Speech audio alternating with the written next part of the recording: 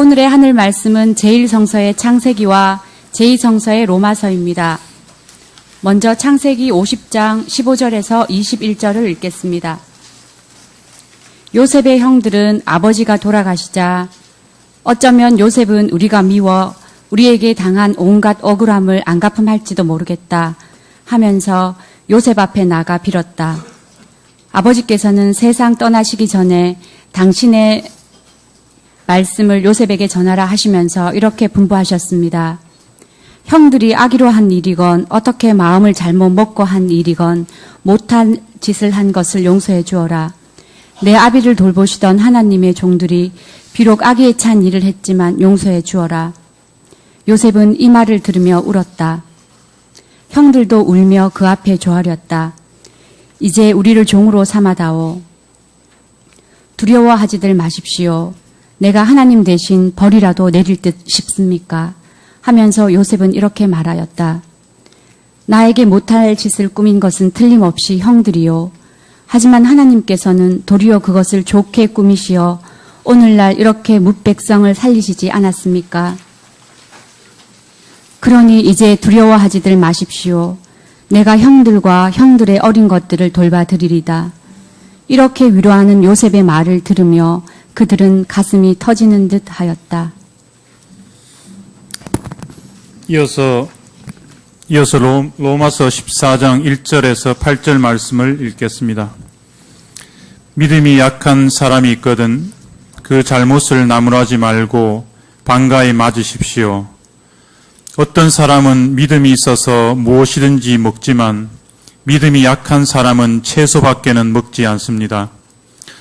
아무 것이나 먹는 사람은 가려서 먹는 사람을 업신여기지 말고 가려서 먹는 사람은 아무 것이나 먹는 사람을 비난하지 마십시오. 하느님께서는 그 사람도 받아들이셨습니다. 우리에게 남의 종을 판단할 권리가 있습니까? 그가 서거나 넘어지거나 그것은 그의 주인이 상관할 일입니다. 주님께는 그를 서 있게 하실 힘이 있으시니 그는 넘어지지 않을 것입니다. 어떤 사람들은 어떤 날을 특별히 더 좋은 날로 여기고 어떤 사람들은 어떤 날이나 다 같다고 생각합니다. 하여간 각각 신념을 가지고 있어야 합니다. 어떤 날을 따로 정해서 지키는 사람도 주님을 위해서 그렇게 합니다. 아무 것이나 가리지 않고 먹는 사람도 하느님께 감사를 드리며 먹으니 주님을 위해서 그렇게 하는 것이고 가려서 먹는 사람도 하느님께 감사를 드리며 먹으니 그 역시 주님을 위해서 그렇게 하는 것입니다. 우리들 가운데는 자기 자신을 위해서 사는 사람도 없고 자기 자신을 위해서 죽는 사람도 없습니다. 우리는 살아도 주님을 위해서 살고 죽더라도 주님을 위해서 죽습니다. 그러므로 우리는 살아도 주님의 것이고 죽어도 주님의 것입니다. 다 함께 로마서 14장 7절에서 8절 말씀을 읽겠습니다. 우리들 가운데는 자기 자신을 위해서 사는 사람도 없고 자기 자신을 위해서 죽는 사람도 없습니다. 우리는 살아도 주님을 위해서 살고 죽더라도 주님을 위해서 죽습니다. 그러므로 우리는 살아도 주님의 것이고 죽어도 주님의 것입니다. 이 말씀으로 귀한 깨달음과 결단이 있으시기를 바랍니다.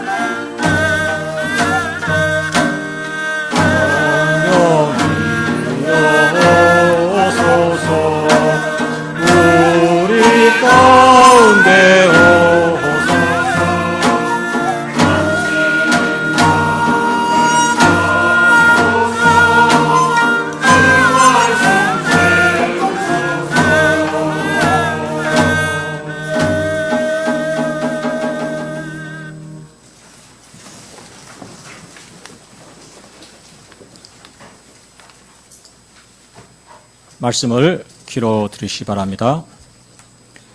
그때 베드로가 예수께 와서 주님, 제 형제가 저에게 잘못을 저지르면 몇 번이나 용서해 주어야 합니까? 7번이면 되겠습니까? 하고 묻자 예수께서는 이렇게 대답하셨다.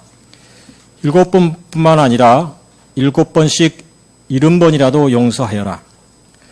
하늘나라는 이렇게 비유할 수 있다. 어떤 왕이 자기 종들과 셈을 밝히려 하였다. 셈을 시작하자 1만 달란트나 되는 돈을 빚진 사람이 왕 앞에 끌려왔다. 그에게 빚을 갚을 길이 없었으므로 왕은 내 몸과 내 처자와 너에게 있는 것을 다 팔아서 빚을 갚아라고 하였다. 이 말을 듣고 종이 엎드려 왕에게 절하며 조금만 참아 주십시오. 곧 다 갚아 드리겠습니다 하고 애걸하였다. 왕은 그를 가엾게 여겨 빚을 탕감해주고 놓아 보냈다. 그런데 그 종은 나가서 자기에게 100데나리온밖에 안 되는 빚을 진 동료를 만나자 달려들어 멱살을 잡으며 내 빚을 갚아라고 호통을 쳤다. 그 동료는 엎드려 꼭 갚을 터이니 조금만 참아주게 하고 애원하였다. 그러나 그는 들어주기는커녕 오히려 그 동료를 끌고 가서 빚진 돈을 다 갚을 때까지 감옥에 가두어 두었다. 다른 종들이 이 광경을 보고 매우 분개하여 왕에게 가서 이 일을 낱낱이 일러 바쳤다. 그러자 왕은 그 종을 불러들여 이 몹쓸 종아, 내가 애걸하기에 나는 그 많은 빚을 탕감해 주지 않았느냐? 그렇다면 내가 너에게 자비를 베푼 것처럼 너도 내 동료에게 자비를 베풀었어야 할 것이 아니냐 하며 몹시 노하여 그 빚을 다 갚을 때까지 그를 형리에게 넘겼다. 너희가 진심으로 형제들을 서로 용서하지 않으면 하늘에 계신 내 아버지께서도 너희에게 이와 같이 하실 것이다. 이는 주님의 말씀입니다.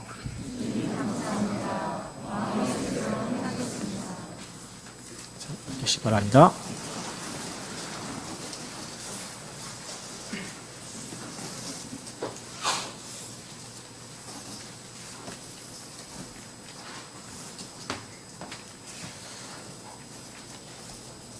사도 바울이 데살로니가 교회에 보낸 첫 번째 편지 5장 16절, 17절, 18절은 성서의 구절 중에서 가장 짧은 구절이면서 또 가장 핵심적인 말씀을 전하고 있습니다. 항상 기뻐하십시오. 늘 기도하십시오. 어떤 처지에서든지 감사하십시오. 이 말씀을 하나하나 깊이 묵상해 보면 항상 기뻐할 수 있는 힘은 감사의 마음에서 나오고 또 기도 또한 불평하는 마음이 있으면 기도가 생기지 않으니 기도 또한 감사하는 마음이 있을 때 가능하다 말할 수 있습니다. 이렇게 보면 감사야말로 신앙의 핵심이자 또 그 근본이라고 말할 수 있겠습니다. 우리가 살아가면서 많은 사람들을 만나게 되는데 왠지 가까이 다가서고 싶은 사람이 있는가 하면 왠지 이유 없이 멀리 있고 싶은 사람이 있습니다. 어떤 사람 곁에는 항상 사람들이 모여서 흥겹게 지내지만 어떤 사람은 외롭게 홀로 살아가는 경우가 있습니다. 여러 가지 이유가 있겠지만 대체로 감사하는 사람 곁에 사람들이 모이고 불평하는 사람 곁에 가까이 하지 않는 것을 발견할 수 있습니다. 감사는 이렇게 대인 관계에서만 중요한 게 아니라 실은 건강에도 매우 중요한 역할을 합니다.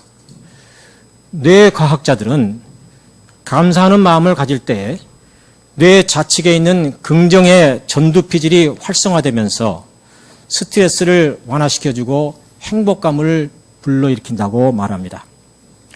감사의 마음은 컴퓨터의 리세트, 재설정 버튼과 같아서 고민과 두려움으로부터 벗어나서 새로운 마음을 갖도록 해준다고 말합니다.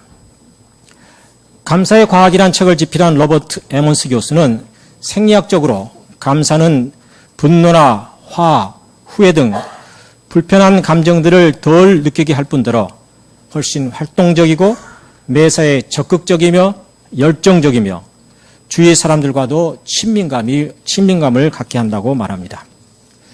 그는 12살에서 80살 사이의 사람들을 상대로 두 그룹으로 나눈 후에 한 그룹에게는 감사일기를 하루 혹은 일주일에 한 번씩 쓰도록 하였고, 다른 한 그룹에는 하루에 일어났던 사건을 그냥 기록하도록 했습니다.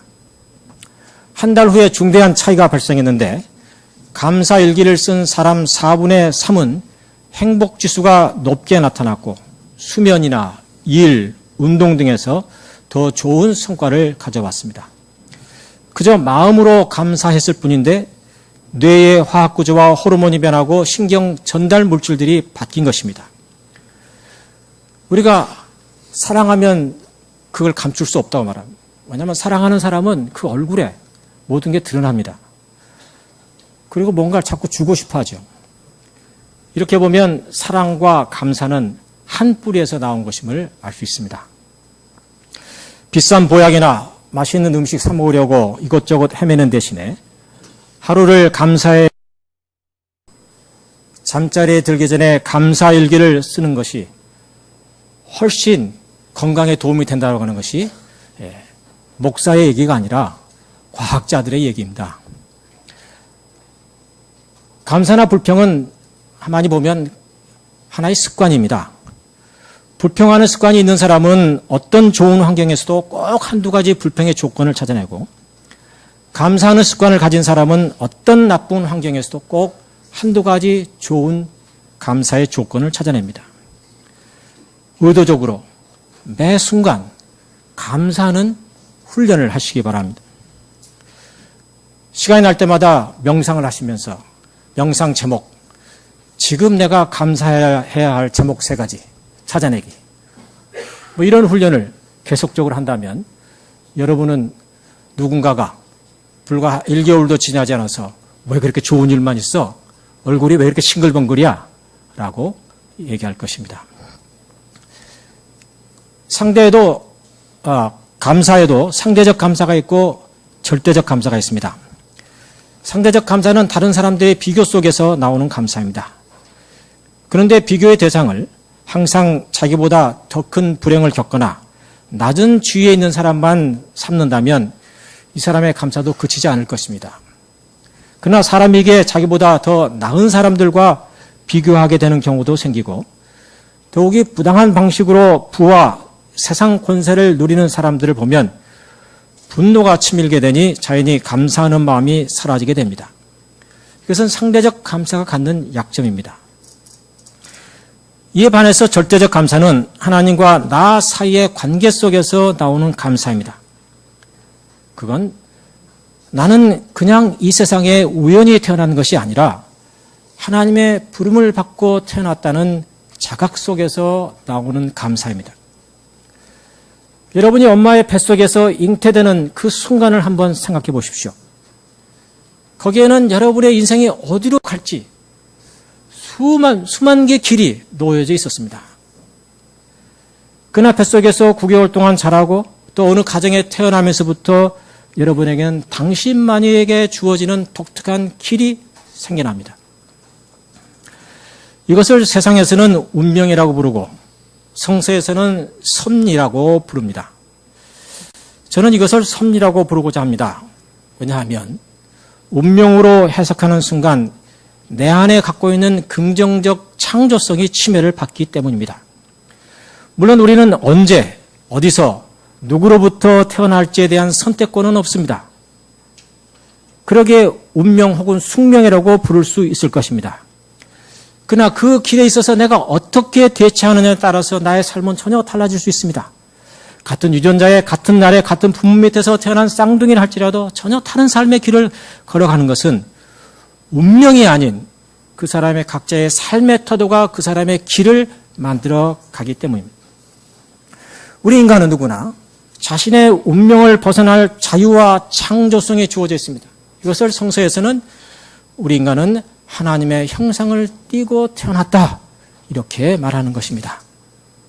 운명은 우리의 외부 곧 경험의 세계를 만들도록 하지만 동시에 신의 형상을 받은 우리는 이러한 운명을 딛고 일어설 내면의 영적 세계를 창조할 수 있는 힘을 부여받은 것입니다. 지금까지 이 지구를 거쳐간 인구가 뭐 억이 될는지 수천억이 될는지 모르겠습니다만은 모든 인간은, 여러분 각자는 이 지구상 이전에 존재했던 사람들 혹은 이후에 존재할 수많은 사람들 중에 어느 누구도 흉내낼 수 없는 독특한 당신만의 창조성을 갖고 태어났습니다. 다른 말로 하면 당신만이 뚜껑을 열 수 있는 그런 선물을, 하늘의 선물을 받고 태어났다는 것입니다. 물론 때때로 이 선물이 고통과 아픔일 수도 있습니다. 왜 그런지에 대해서는 아무도 그 이유를 모릅니다. 저도 모르고 여러분도 모릅니다. 다만 하느님만이 알고 있습니다. 우리가 알고 있는 것은 사람들은 저마다의 슬픔을 안고 살아가고 있고, 중요한 것은 어찌되었든 그것을 고통이라 부르든 아픔이라 부르든 혹은 행복이라 부르든 중요한 것은 당신에게는 그 누구도 대신할 수 없는 당신만의 선물이 있다는 것이고, 이보다 더욱 중요한 것은 많은 사람들이 자신에게 그런 선물이 주어진지도 모른 채, 포장도 뜯지 못한 채 그냥 박스채로 놔두고 세상을 떠나간다는 사실입니다. 그런데 그 선물 박스는 오직 그 사람의 지문에 의해서만 열리기 때문에, 만약 그 사람이 자신의 선물 박스를 열지 않는다면 그것은 그냥 그대로 포장된 그 상태로 역사의 물결 속으로 흘러가는 것입니다. 신은 나만이 열 수 있는 선물을 주셨다는 것, 그리고 그것을 인식하는 순간 우리의 삶은 전혀 달라질 수 있습니다. 만약 우리가 우리의 자신의 삶에 대해서 그런 확신과 그런 긍정성을 분명히 갖게 된다면 우리의 삶은 자연히 신이 날 것입니다. 뭐냐면 신이 내 안에 들어왔으니 신이 날 수밖에 없습니다. 내가 신과 하나가 됐기 때문에 신이 날 수밖에 없는 것입니다. 자신을 감싸고 있는 어떤 악조건이라 하더라도 이는 미래를 향해 가는 디딤돌일 따름이지 걸림돌이 될 수는 없는 것입니다. 여기 한 사람이 있습니다.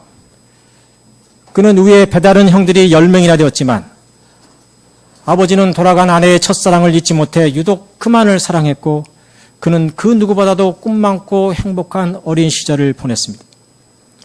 그러던 어느 날 아버지의 사랑에 시샘을 느낀 형들이 그를 지나가는 보부상 장사꾼들에게 돈을 받고 팔아버렸고, 그래서 그는 어린 나이에 머나먼 외국 땅 어느 대골집의 노예로 살아가게 되었습니다. 모든 꿈은 사라졌습니다. 그래도 그는 살아서 아버님을 만나겠다는 희망을 품고 주어진 삶에 최선을 다해 살아갑니다. 주인의 총애를 입어 집안의 모든 일을 관리하는 집사장이 되었습니다. 그러나 운명은 그를 가만히 두지 않아 그는 안주인의 계속되는 육체적 유혹을 받게 됩니다. 끝내 이를 거부하자 안주인은 오히려 그를 겁달죄로 뒤집어 씌워 옥에 갇히게 됩니다. 이쯤 되면 하나님을 원망하고 자포자기의 인생을 살 만도 한데, 그는 자신은 신의 뜻에 의해서 이 땅에 태어났고 또 자신만의 독특한 선물이 있다는 것을 자각하고 있었기 때문에 결코 포기하지 않았습니다. 감옥 안에서도 성실했기 때문에 그는 간수장의 총애를 받아 그의 도우미가 되었고, 그래서 여러 죄수들을 만나 대화를 하게 되었습니다. 어느 날 왕의 노여움을 산 두 사람의 대관이 옥에 갇히게 됩니다. 이 두 사람이 각기 다른 꿈을 꾸었는데 그는 이 꿈에 해몽을 하게 되어 그 해몽대로 한 대관은 복직이 되었고 다른 대관은 죽임을 당합니다. 그리고 세월이 흘러서 어느 날 왕이 또 하나의 꿈을 꾸었는데 그 나라에 소위 배웠다는 사람 어느 누구도 그 꿈을 제대로 해몽하지 못합니다. 그래 대관은 옥에 갇혀 있을 때 자기 꿈을 해몽해진 이 청년을 떠올리고, 이 청년은 왕 앞에 나가서 왕이 꾼 꿈을 아주 멋들어지게 해몽을 하게 되죠. 왕은 그에게 그 꿈을 해몽하는 그 길을 열어가도록 모든 국정의 책임을 맡깁니다. 제 얘기가 무슨 수수께끼 마냥 왕이 무슨 꿈을 꾼 거야 라고 생각하시는 분은 오늘 집에 가셔서 창세기 41장 이하를 읽어보시면 되겠습니다. 그래서 2차 저차하여 애굽의 총리가 된 요셉은 저차 2차 하여 유대 땅에 살던 형들을 만나게 되고 아버지 야곱을 포함한 모든 가족이 애굽으로 이주를 하게 됩니다. 그런데 배다른 형들은 자기 동생을 팔았던 과거의 죄책에 매여 있었습니다. 처음 요셉을 만났을 때 자기들에게 복수하겠구나 두려움을 가졌습니다. 그때 요셉이 말했습니다. 형님들이 나를 팔아 넘겼지만 하나님께서는 우리 모두의 목숨을 살리려고 이곳에 나를 형님들보다 먼저 보냈습니다. 자신의 삶에 대한 깊은 자각이 없었다면 결코 이렇게 말할 수 없었습니다. 근데 세월이 흘러 아버지가 죽자 형들은 또다시 복수의 두려움에 쌓입니다. 이제 아버지가 돌아가셨으니 자기가 당한 온갖 억울함을 안 갚음할지 모른다. 그래서 형들은 요셉 앞에 나아가서 이제 우리의 목숨을 지탱해주고 차라리 종으로 삼으십시오. 요셉은 오래전에 이미 형들을 용서해 줬구만 요셉의 형들은 아직도 그 과거의 두려움으로부터 벗어나지 못하고 있었던 것입니다. 그건 그들 자신에게 주어진 각자 자신만의 인생의 선물이 무엇인지를 모르고 살아왔기 때문입니다. 그들은 여전히 자신들의 경험만으로 동생 요셉을 판단하고 있었던 것입니다. 요셉은 그게 너무 슬펐습니다. 형님들 두려워하지 마세요. 내가 하나님입니까? 나에게 죽을 짓을 한 사람들은 형님이 분명하지만 그러나 하나님께서는 이를 선으로 만드셨습니다.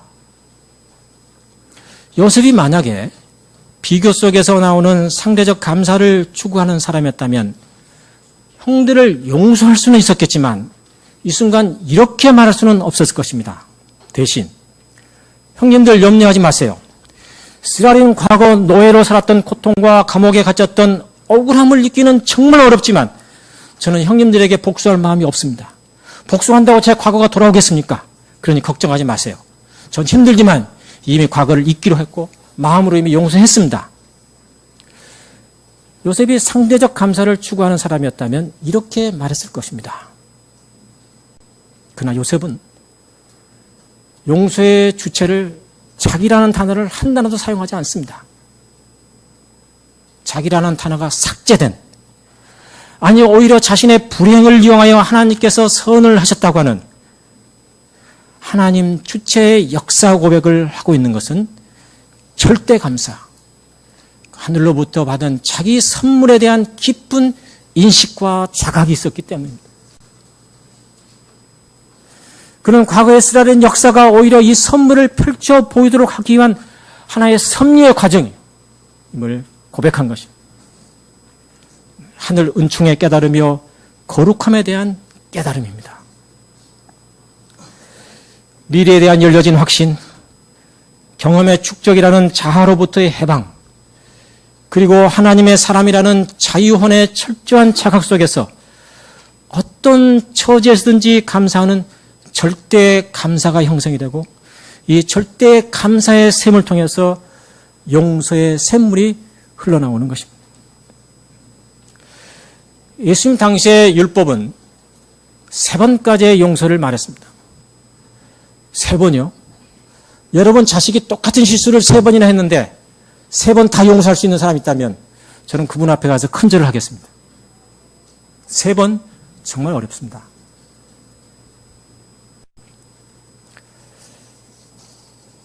수제자 베드로는 자신이 바리새인들의 가르침과 다른 사람임을 강조하기 위해서 주님, 제 형제가 저에게 잘못을 저지르면 몇 번이나 용서하면 되겠습니까?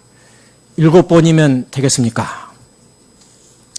아니 3번도 힘든데 7번이라니요. 이건 인간의 경지를 넘어선 도인의 경지입니다. 이 베드로의 경지 정말 좀 놀라운 것입니다. 그런데 예수님의 답변은 7번뿐만 아니라 7번씩 70번이라도 용서해라. 이것은 490번의 용서를 말하는 것이 아닌 무한대의 용서, 곧 절대 용서를 말하는 것입니다. 하나님께서 온전하신 것처럼 너희도 온전하라는 말씀인 것입니다. 이는 용서의 주체가 내가 아니라 당신이 아니라 용서의 주체는 하나님임을 말씀하는 것이죠. 내가 누군가를 용서한다는 것, 그것 자체가 바로 불신앙적인 것임을 예수께서는 말씀하고 있는 것입니다. 그건 뭐냐? 네가 누구냐? 네 정체가 뭐냐? 너는 만달란트라는 어마어마한 빚을 탕감받은 사람이 아니냐? 너의 목숨을 내놓는다고 한들, 네 가족을 도와 종으로 판다고 한들 그 빚을 다 갚을 수 있느냐? 그런데 그런 내가 누구를 용서한다고? 이제 이놈아, 주제 파악 좀 해라. 이런 말씀. 오늘 용서에 관련해서 마태복음에 주신 이 비유의 말씀은, 그 핵심은 오늘날로 말하면 10조 원의 빚을 탕감받은 자가 10만 원을 빚진 형제에게 의시되면서 자네 형편을 보니 빚 갚을 형편이 안 되는 것 같구만. 자네가 나에게 진 그 빚 10만 원 탕감하기로 마음 먹었네. 나로부터 받은 자비를 기억하고 다른 사람들에게 자비를 베풀게나. 우리가 누군가를 용서한다고 말하는 것은 이렇게 파렴치한 짓이다 라고 말씀하는 것입니다. 그게 만달란트와 100데나리온 비유의 말씀입니다.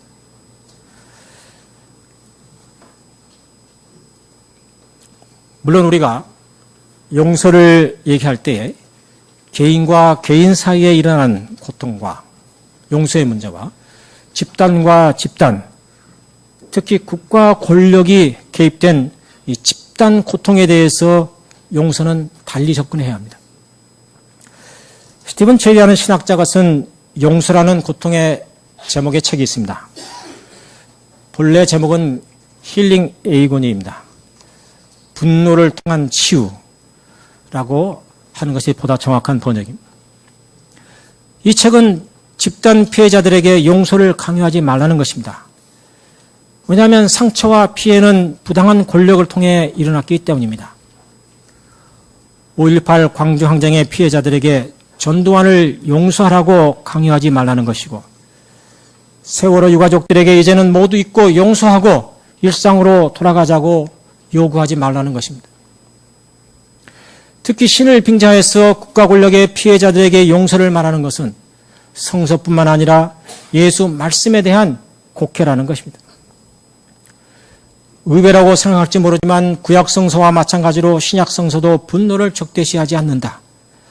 분노의 지속이나 악화에 대해서는 경고하지만 분노를 엄연한 삶의 한 단면으로 인정한다. 예수에게 있어 분노는 하나님의 나라를 갈구하는 마음속에 절대로 없어서는 안 될 요소다. 저자의 말입니다. 오늘 우리에게 주어진 성서 본문의 주제가 용서이고, 또 오늘 한가위 감사 주일로 지키기에 용서와 감사를 주제로 한 말씀을 드렸습니다만, 탐욕과 부정이 판을 치고 억울한 죽음의 원인을 밝혀달라는 사회적 약자의 아픔에 남몰라라 내팽개치는 이 몰직하고 불법이 남많은 남한 사회를 바라보면서 감사와 용서만으로 오늘의 말씀을 끝맺기에는 가슴 한편이 뻥 뚫려 있습니다. 지금 세월호 유가족들은 진실 규명을 위한 특별법 제정을 요구하며 광화문 광장, 청운동, 그리고 국회의사당 길거리에서 노숙 농성을 해온 지 한 달이 넘어갑니다. 이분들에게 모든 것을 용서하고 과거는 잊고 가자고 얘기하는 것은 죄악입니다. 아직 죽음의 원인이 밝혀지지 않았는데, 아니 분명 죽음의 원인은 있습니다.